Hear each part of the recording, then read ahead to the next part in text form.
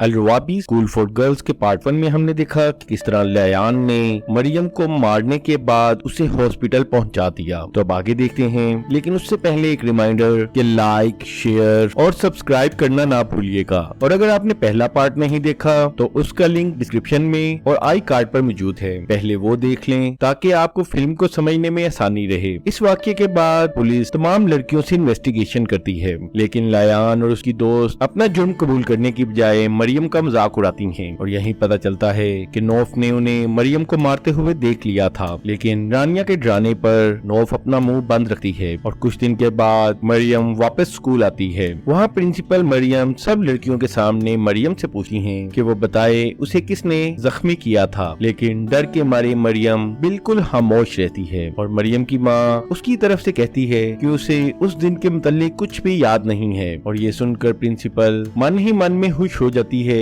कि उसने लयान का नाम नहीं लिया। लेकिन उसी वक्त लयान अपनी जगह से उठती है और एक ड्रामा शुरू कर देती है। वो रोते हुए सबको बताती है कि मरियम को धक्का उसने दिया था, लेकिन ऐसा मैंने सेल्फ डिफेंस में किया था क्योंकि मरियम ने मुझे गलत तरीके से छूने की कोशिश की थी। और इस मौके पर बाकी तमाम लड़कियां भी उसकी हिमायत करती हैं। अब मरियम की माँ की समझ में नहीं आ रहा था कि ये अचानक क्या हुआ है, और नौफ भी मरियम के लिए बुरा महसूस कर रही थी। और प्रिंसिपल ये सुनने के बाद मरियम को ही स्कूल से 2 हफ्ते के लिए सस्पेंड कर देती हैं। और लयान को एक दफा फिर वार्निंग देकर छोड़ दिया जाता है। और हद तो ये होती है कि मरियम की माँ भी लयान के झूठ पर एतबार कर लेती है। घर पहुंचकर मरियम को बिल्कुल समझ नहीं आ रहा था कि वो क्या करे, और वो बेबसी में बस रोए जा रही थी। इस वजह से मरियम लयान से बदला लेने का सोचती है। इसी दौरान मरियम की माँ मरियम का एक साइकेट्रिस्ट के साथ 2 हफ्ते का अपॉइंटमेंट रख देती है, और मरियम उसे भी लयान के झूठ के बारे में बताती है। उधर डीना भी मरियम के मैसेजेस का रिप्लाई नहीं कर रही थी। 2 हफ्ते बाद लयान और उसकी दोस्त का कॉन्फिडेंस लेवल बहुत बढ़ चुका था, क्योंकि अब उन्हें पता था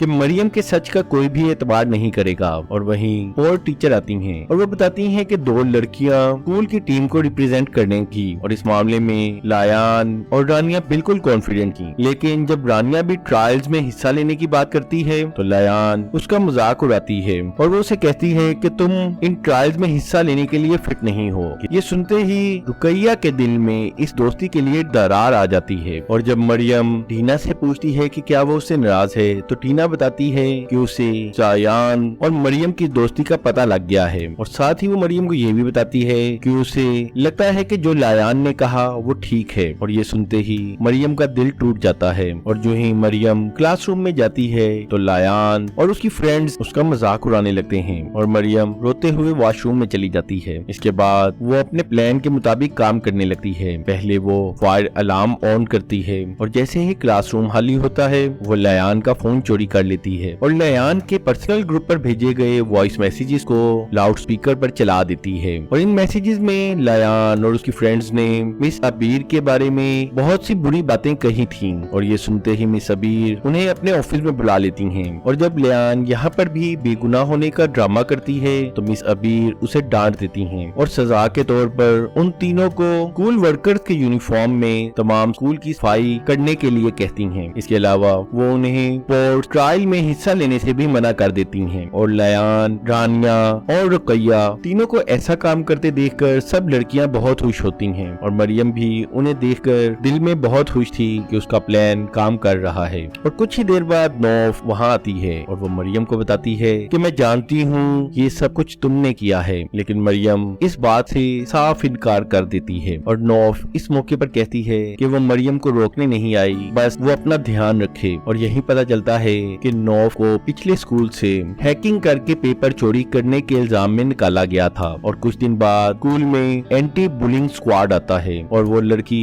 2 लड़कियों को बुलिंग की एक्टिंग करने के लिए स्टेज पर बुलाती है, और मिस अबीर लयान का नाम सजेस्ट करती हैं। इसके बाद लयान को बुली करने के लिए एक दूसरी वॉलंटियर को बुलाया जाता है, लेकिन डर के मारे कोई भी लड़की लयान के सामने नहीं आती। लेकिन इस मौके पर नौफ हिम्मत दिखाते हुए वॉलंटियर करती है, और इसके बाद वो लयान को बहुत बुरे तरीके से बुलिंग करती है, और वो कहती है कि उससे बदबू आ रही है। और लयान की इस तरह इंसल्ट होते देखकर बाकी लड़कियां बहुत इंजॉय कर रही थी, और लयान अपनी इस इंसल्ट पर बहुत गुस्से में थी। बाद में लयान प्रिंसिपल से स्पोर्ट्स ट्रायल्स में हिस्सा लेने की परमिशन मांगती है और प्रिंसिपल भी उसे इजाजत दे देती हैं। और इसके बाद वो तीनों मिस अबीर के सामने उनकी मर्जी के खिलाफ कोर्ट ट्रायल में जाती हैं। वहीं नौफ मरियम को बताती है कि वो उसकी कहानी जानती है क्योंकि उसने मरियम को लियान से मार खाते देखा था। नौफ उसे ये भी बताती है कि हैकिंग करने की वजह से उसे पिछले स्कूल से निकाला गया था, इसीलिए उसे